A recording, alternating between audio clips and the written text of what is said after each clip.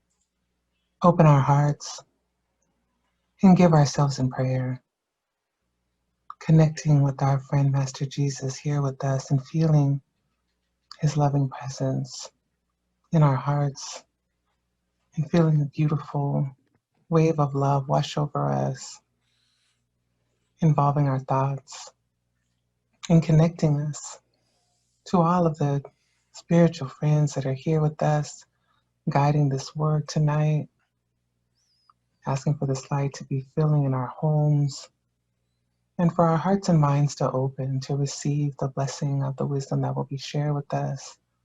And may we all have a spirit of willingness and gratitude for this gift of being together, willingness to receive. And we also send a special prayer for our whole planet, for our country that we are in, just seeing everyone involved in light and with love, with hearts open, ready to transform. We thank you, dear God, for this opportunity to be together, even virtually, to come together to learn more about the teachings of Spiritism.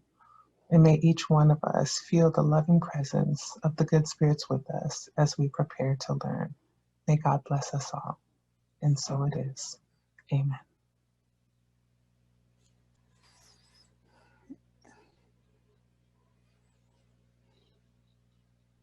Thank you, Kara.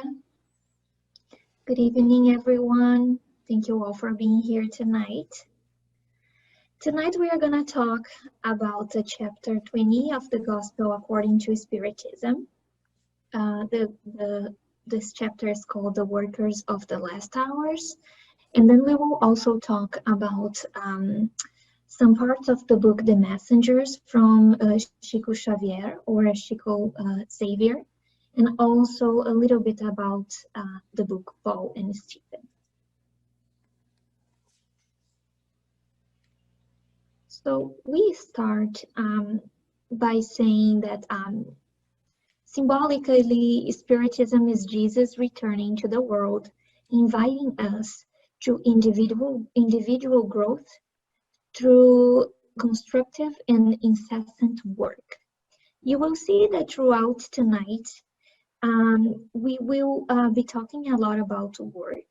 But this work, it's not only, a really practical or concrete type of work, work that we can do towards the others. But also, every time that we are talking about working, let's think about this both meanings. Let's think about, every time that we are working towards our brothers and sisters, but also the work that we have to constantly do inside of us.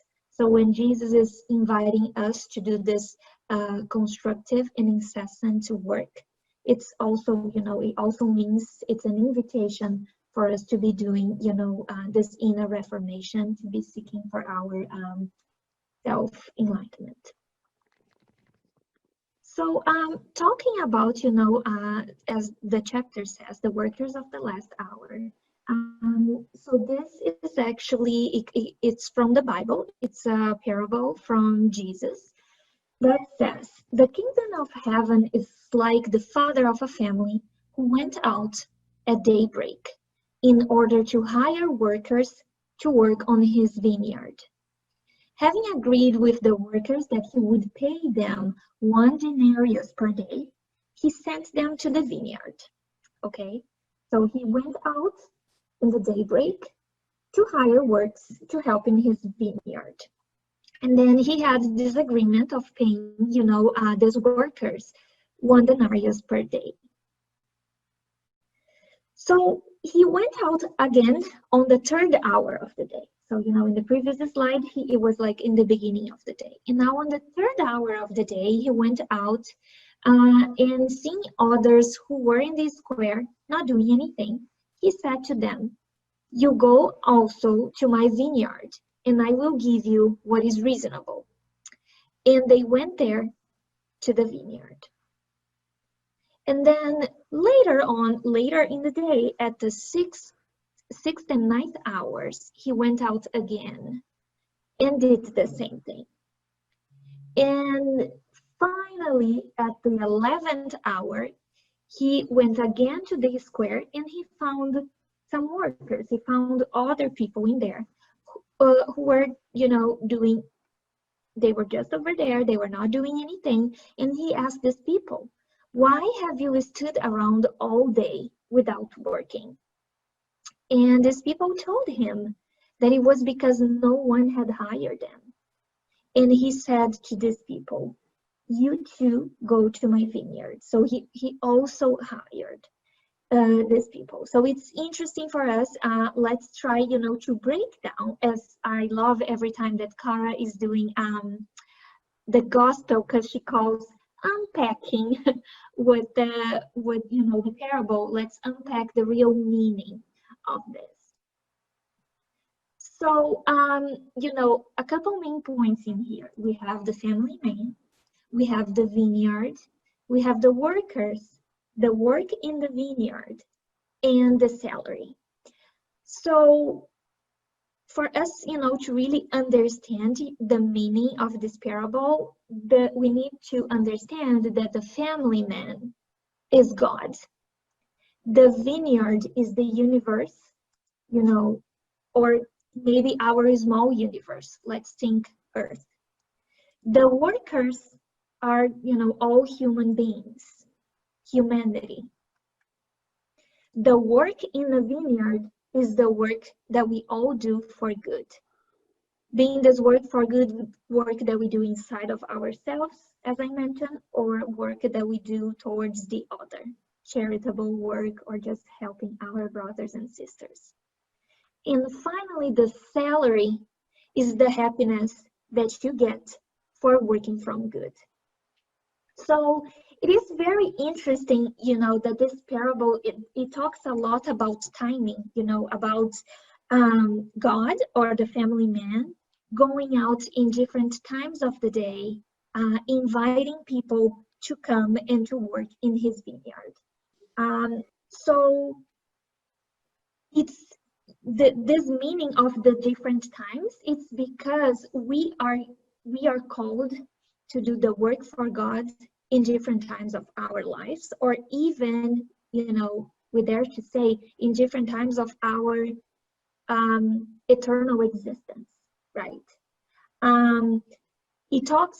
This parable talks about the work that we do for good, and the more deep meaning of this is that there is always time to start working. Until the last hour, it will be time to obtain the salary, an opportunity in the immensity of the time in face of the eternity. The parable deals with the germ of the future and the solidarity that links all present beings to the past and the future. So the work as spiritists, we are all workers of the last hour. The one who says, I began working at daybreak and I will finish only at nightfall would be very proud. You all came when you were called, some a little earlier, some a little later, to the incarnation whose shackles you bear. However, for how many centuries has the Lord been calling you to his vineyard, without you wanting to enter it? Now is the time for you to receive your wages. Employ the time you have remaining well, and never forget that your existence, no matter how long it may seem to you, it's only a fleeting instance in the immensity of the comprising eternity for you. So it's very interesting that here it is talking about, us as spirits and spiritists being the workers of the last hour. And it talks about, God calling us, as I mentioned also earlier, in different times, throughout our different incarnations. So another meaning that we could also give, to the works, to the different workers that this parable talks about, is that the workers from the first hour, they were the prophets. They were the initiators that, started everything for us, that marked the stages of the progress. So, and they will receive the same reward of, us that are incarnating right now. If we consider that the reward is the happiness, if we consider that this reward is, our constant effort to be progressing as spirits, and the final reward would be us reaching the stage of, purity as pure spirits, the reward that we are all receiving is the same. However, it's important to say that, and this parable is very clear on that there is no distinction. It doesn't mean that, the workers from the first hour are more or less valuable than the workers of the last hour. In fact, the workers of the last hour, they have the right to the salary. They, if we think we all have the right, to reach perfection, to find peace inside of ourselves. And this is part of God's mercy, right? When every time that we talk about God, we talk about this merciful Father. And every time, the more and more that we study his laws, we understand how his laws are so perfect. And, he is constantly offering us the opportunity throughout our many existence, as this slide says, maybe, in a previous existence, we were offered, the opportunity to be working for him, and we may have denied. And here we are again in another incarnation, and God keeps offering us and presenting us with this this opportunity to start working for Him. So it is never too late for us, you know, to start doing the right work. So let me go back and also say something else in here. It's interesting. A third thing that is interesting to highlight in here is when he is inviting the final group of workers, and he asks them, "Why have you stood around here all day without working?" They said that it was because no one had hired them. And then he promptly said, you know, "You go to my vineyard. You know, now I am presenting you with the opportunity." And it's interesting for us as a Spiritists to understand that, you know, while some people are born with gifts, for instance, if we are talking Chico Xavier or Divaldo Franco, they were born, you know, with their mediumistic gifts very present in their lives, while maybe some of us that are here on the Spiritist Center nowadays, we are only now starting to develop those gifts. And it doesn't mean that we are behind anything.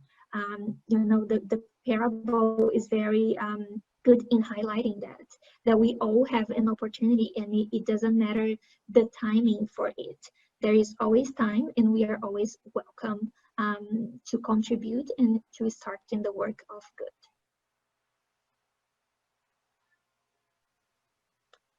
All right.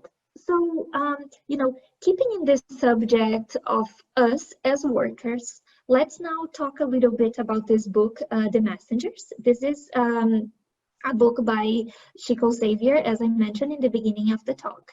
And just so you understand, you know, I'm not sure if everyone has read this book, but this book talks about the experiences of a number of spirits who have reincarnated with a program of work that they would have to develop here on Earth. And they needed to develop this for their spiritual growth. Some of them have failed in what they had proposed to do here. And so André Luiz is one of the characters of this book.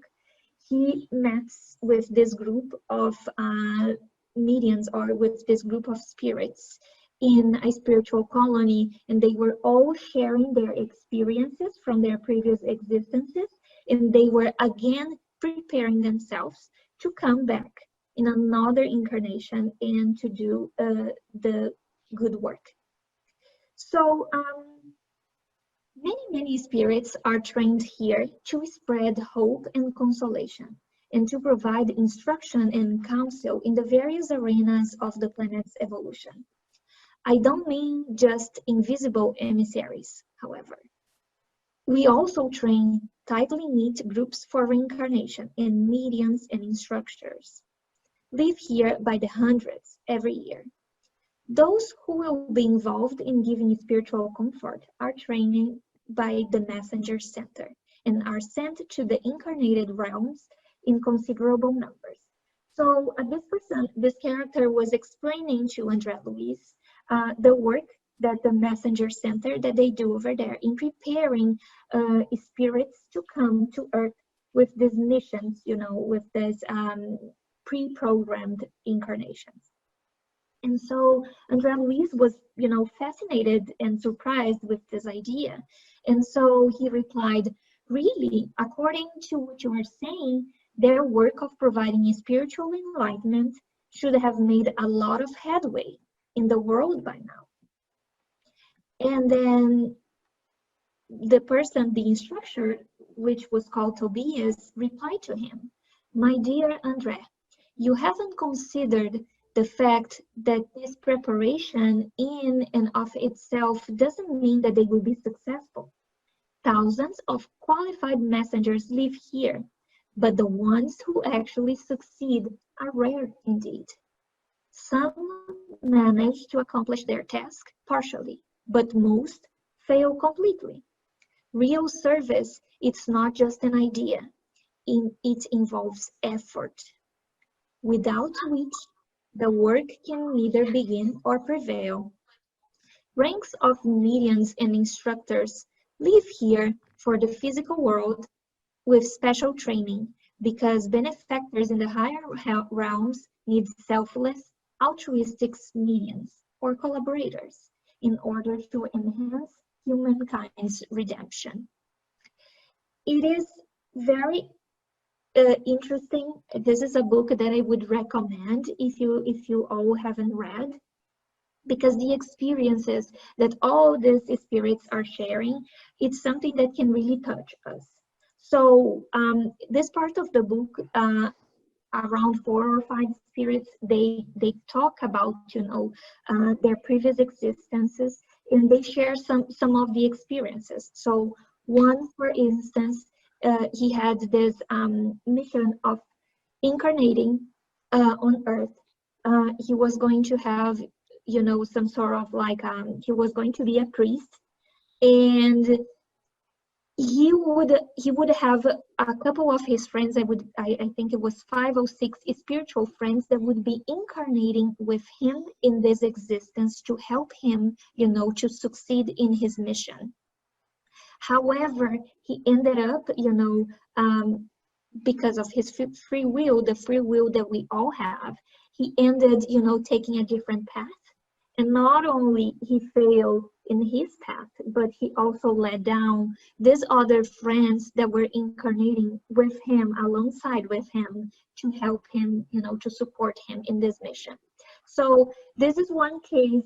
There are other cases, for instance, of people that are working in doing mediumistic work, like in a real spiritist center, and at some point, you know, they decide either to someone stop doing it, someone else, you know, decided to just didn't do good choices in life.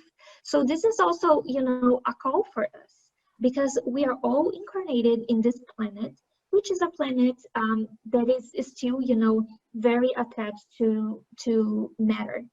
And it is hard for us, you know, in this spiritual world, all, you know, hopefully most of us, we try to prepare ourselves before coming here, you know, before this incarnation.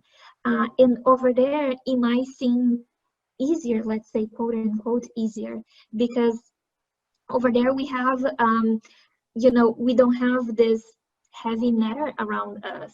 We have a better understanding of, you know, our commitments, and, you know, our commitments to others as well. And then once we are back in here, and we, you know, we don't remember of, you know, our agreements, and we have all this again. When I talk matter, I talk things from our daily lives. You know how sometimes in a Saturday afternoon, you have maybe, you know, on a Saturday afternoon during summer, you have a friend calling you to go to her house and to enjoy the pool. And instead of that, you have to constantly remind yourself of doing the good choice of, no, Saturday at 4:30 p.m. I have a study at the Spiritist Center. Or Saturdays late afternoon, it's when we go out and we do charity. So, you know, every time that we talk about the experiences here on earth and the matter and the things that can distract us, I am talking from like bigger things like vices to even like smaller things as our daily lives and everything that is around us that can really distract us and, you know, just remove us from the right path on from what we had committed before incarnating in this.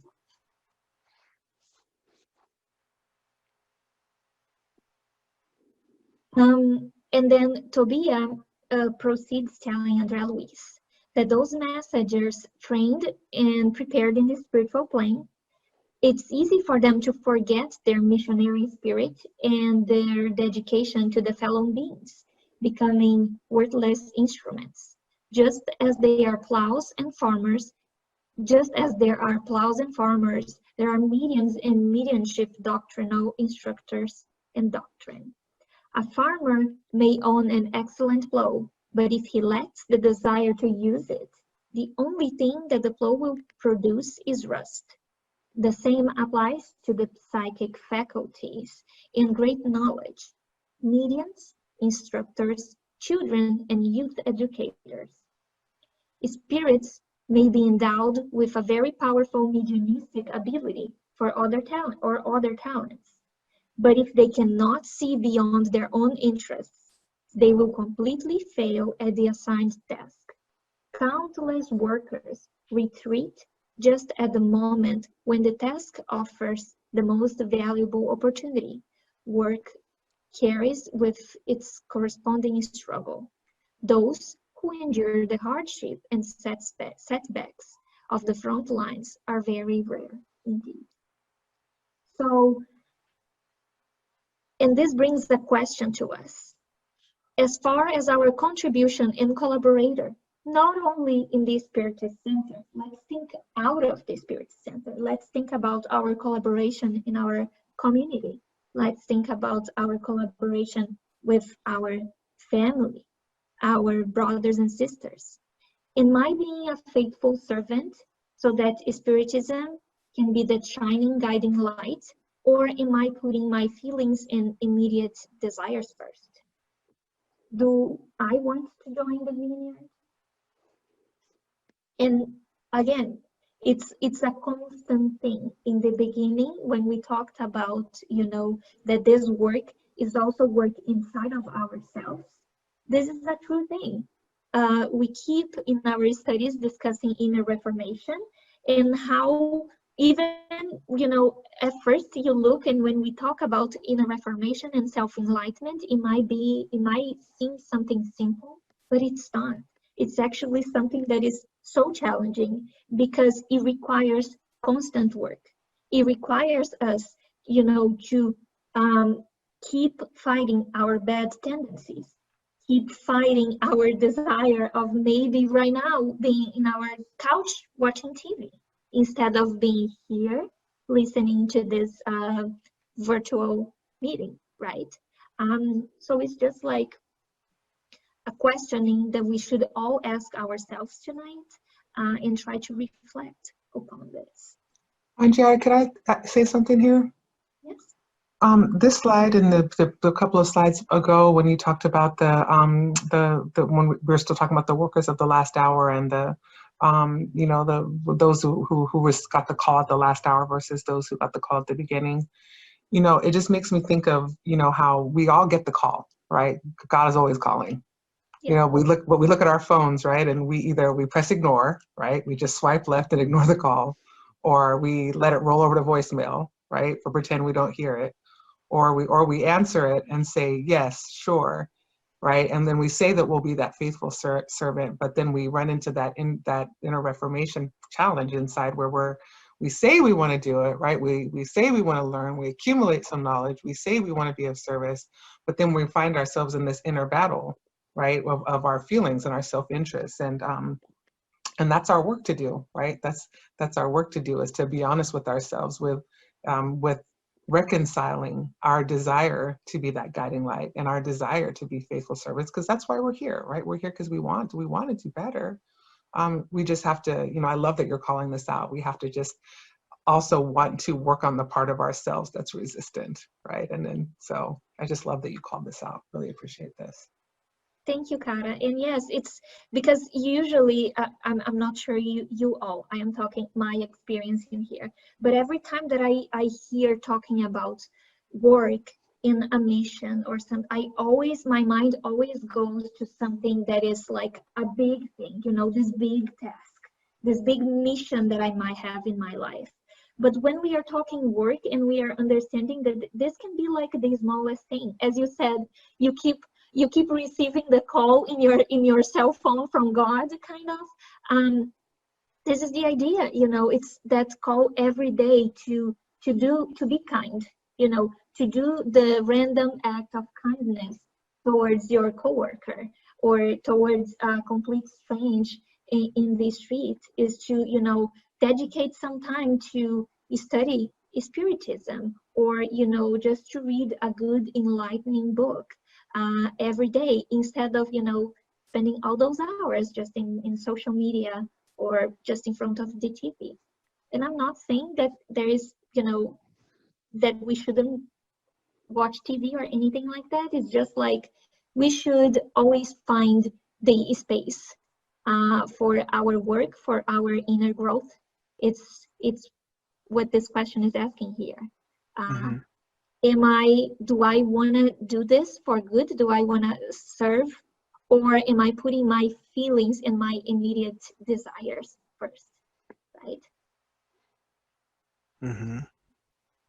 And when we talk about, disseminating the message, when we talk about,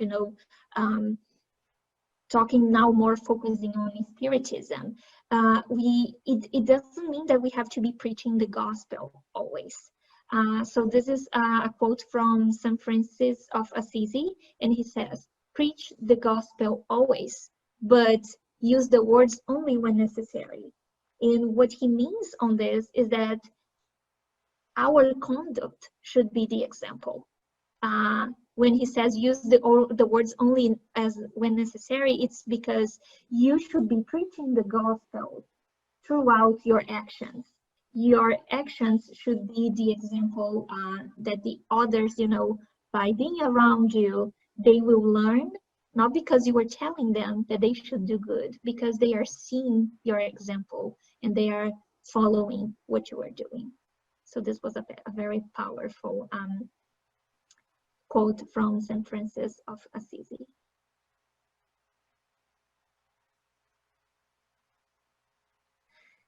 And then finally, it's the kind of the third part of tonight's session. It's about Paul of Tarsus, from the book Paul and Stephen. And Paul of Tarsus is also the Apostle Paul. So this was such a powerful passage of the book, when just to give you all some context, in this passage of the book, he was suffering, and he is in a lot of pain. He is enduring some hardships in life. He is like rethinking everything that he had done in the past.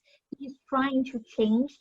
He is trying to work, but because of all the baggage that he has, he's finding some roadblocks. He's finding some difficulties. So, in this passage, he can see, he can feel the spirit of Stephen and also Abigail. And so this is like almost like a conversation that it happens between him and Abigail. He asks her, "What can we do to acquire a perfect understanding of Christ's designs?" And she replies to him, "Love." And then he asks, "How can we proceed in order to grow richer in the divine virtues? Jesus ordered us to love even our enemies. How can we do for our soul to reach such an elevated expression of effort in Jesus Christ?" Her answer was, "Work." And then he kept thinking, but what measures could we adopt against destructive and discouragement? And she says, "Hope." And then finally he asks, how are we to reconcile the grand lesson of the gospel with human indifference, injustice, and difficulties? And her answer was, "Forgive." So those words, love, work, hope, and forgive, they are considered the course of action that us as a Spiritist, we should have in our life. It was, Paul understood that it was necessary. He needed to, in order to do the work for Christ, the work that he wanted to do. As I mentioned, he was trying, to start working for Jesus, but he was finding a lot of roadblocks. After, this conversation, he understood that before he could start working in the name of Jesus, he had to really work inside of himself. He had to do, the betterment inside of him first. So then he would be ready to start work in the name of Jesus. Any comments on here?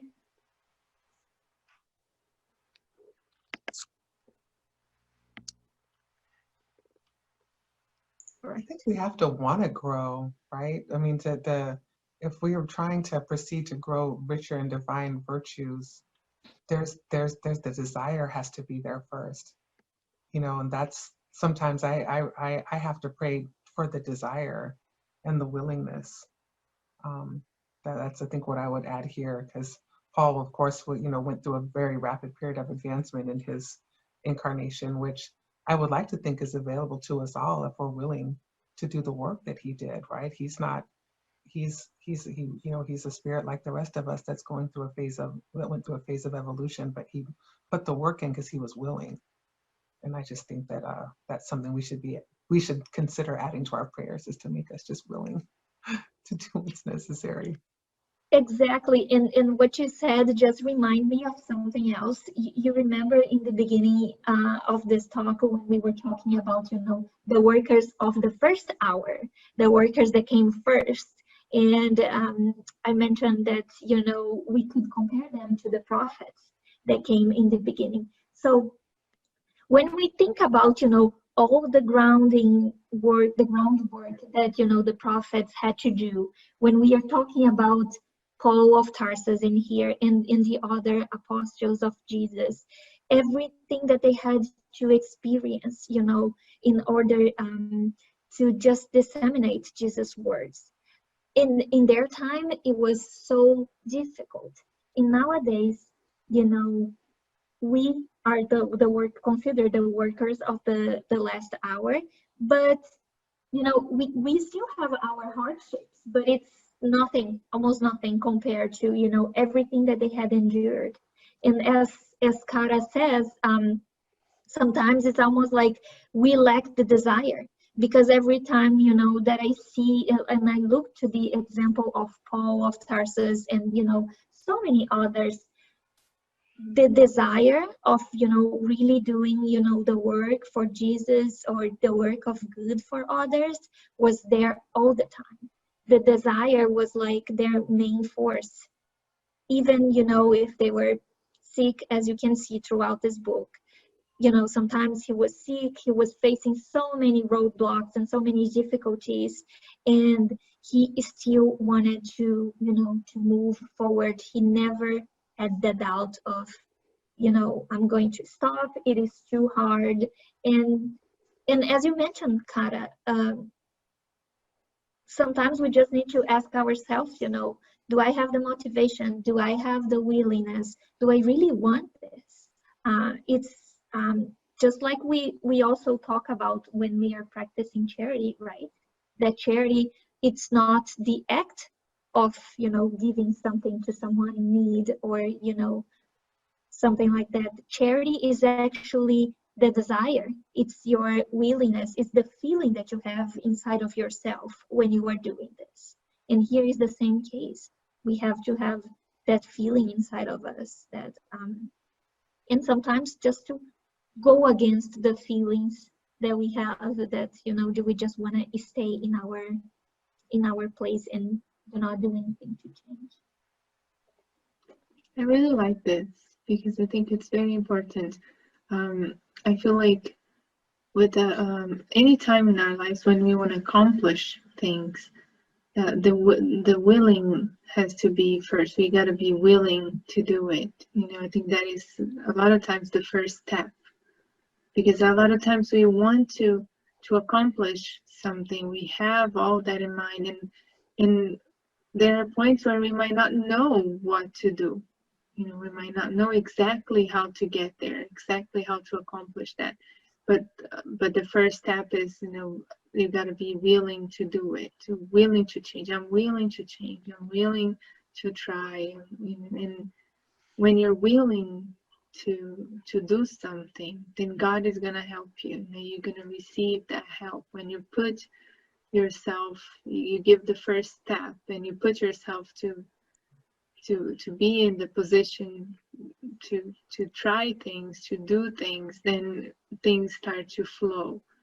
And it's very, like, I like what you guys said, I like what it said too, Angie, that Paul, a lot of times on the book, Paul Tarsus, he didn't know how he was going to get things done, but he was willing to do it. And he would always tell to his to the other apostles and the followers that were always with him, you know, they would say, like, how are we going to do it? You know, we're just going to do it. We're going to go and we're going to do it. And God is going to provide. They would just go and not take provisions, not taking anything, but they trust. They had the willingness and the trust that they were never alone and never without any help and support from, you know, from God. They were always, like, the hope that Paul Tarsus showed. It was amazing, and the work that he put in everything that he did as well. Mm-hmm. Mm-hmm. This is great, Anna, because, you know, we should. This is also about faith, as you pointed. It's also about faith and believing in God. In, you know, if we are looking more to our inner transformation, inner reformation that we have to do inside of ourselves, it's also, you know, whenever we are praying, let's ask for help. Let's ask our mentors, our guardian angels, to help us. We do have them by our side. Let's trust on them. Let's ask for them, for God, to help us, you know, to combat our bad tendencies, to help us, you know, to start over 1,000,000 times if necessary. So, you know, being spiritists, it's also always good to remind ourselves the power of a good prayer, for big and also for the smallest things, right?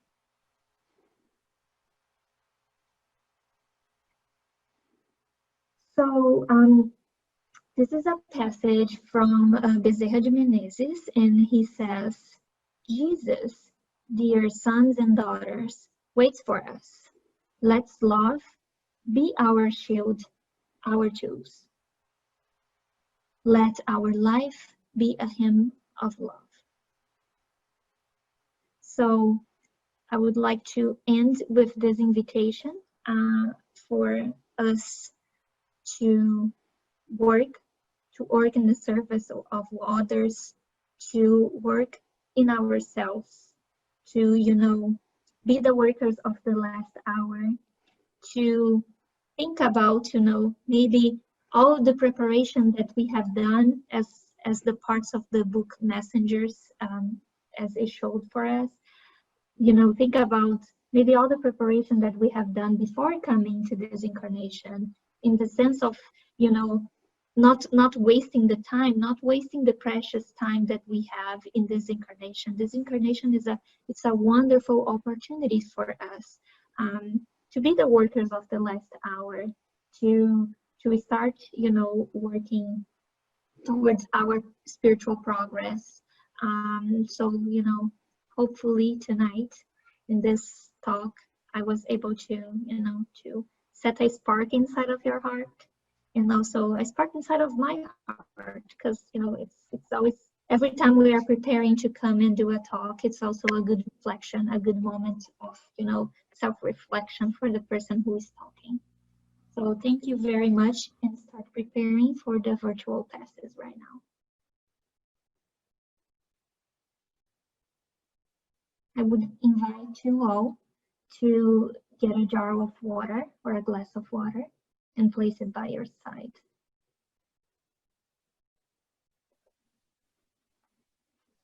Great. So thank you so much, Indiana, for the beautiful talk. It definitely makes us reflect on the position that we are right now and how much we can still progress, and we still have to grow. We're being called each and every day to fulfill this invitation that we receive from above. So now that we are all prepared, that we receive this message. We have our water by our side.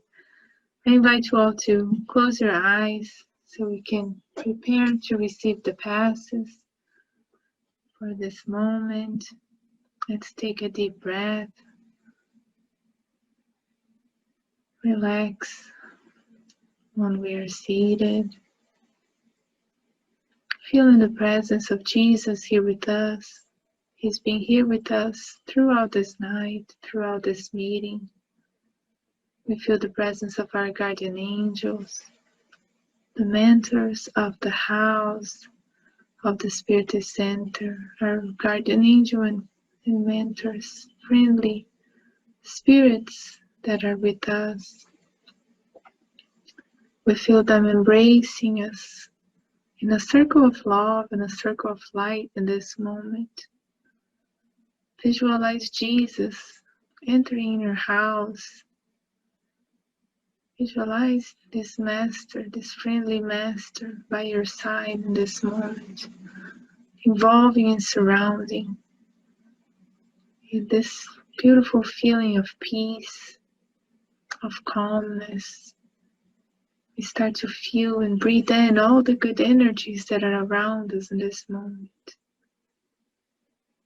bringing peace, tranquility inside ourselves, inside our heart, and opening our hearts to receive the passing, to receive these good energies, opening ourselves to let go of anything that does not belong to us, that we do not want to carry with us anymore. And with all of this in mind, we start to feel a beautiful waterfall, crystalline waters falling over us, washing away any feelings, thoughts, sensations, washing away everything that does not belong to us anymore. Imagine like the leaves on the trees that are falling right now in the season that we are in here. Imagine that all the feelings that you do not want to carry with you anymore are falling like the leaves from the tree. And you start to feel lighter. This water starts to wash away everything, cleaning yourself, your whole entire being, cleaning your very spirit, your physical body, every single cell of your body, receiving this cleanse. We start to feel lighter. We feel this connection with the spiritual world. And we thank you, dear God, for this cleanse, for helping us release anything that does not serve us anymore. Thoughts, feelings, habits. We let all that go. And with everything that we learned today, we start to feel this beautiful bright light falling over us. And we open ourselves up. We open ourselves up to receive this light. We ask God and Jesus to pour over us this beautiful golden sun of healing light over our whole body, every cell of our body, our physical body, our spiritual body, our thoughts, the mental body of our being, receiving this light which illuminates our thoughts, bringing us this hope, this faith, this trust that we talked about, so we can open up for the willingness to improve, to open up for the work ahead of us, the work inside of us, this inner reformation, the dedication to our spiritual life, to our spiritual enlightenment, our spiritual growth, the evolution of our spirit, which is what we're going to take with us forever as eternal beings that we are. We feel this light being poured over our house, our family members receiving the past, receiving this light as well, our spouses, our children, our pets, all of our loved ones receiving this blessing in this moment. We send it to the ones that are not physically present with us, but are in our heart, and ask that Jesus and God take care of them for us, embracing all of us with their arms of love. We thank you, dear God, for this moment. We thank our mentors for involving us and surrounding us in so much light, so much love, as we heard such a beautiful message. We thank all the good spirits that blessed our waters and that were with us. Send light and send love, dear God, to our planet, to our country, to all those suffering, be that in the physical plane or the spiritual plane. Stay with us, dear Jesus, throughout this week, preparing us for our studies to continue on this journey, in this path of enlightenment that we're choosing for ourselves, to illuminate our soul and those that are around us. Stay with us, dear Jesus. So it is.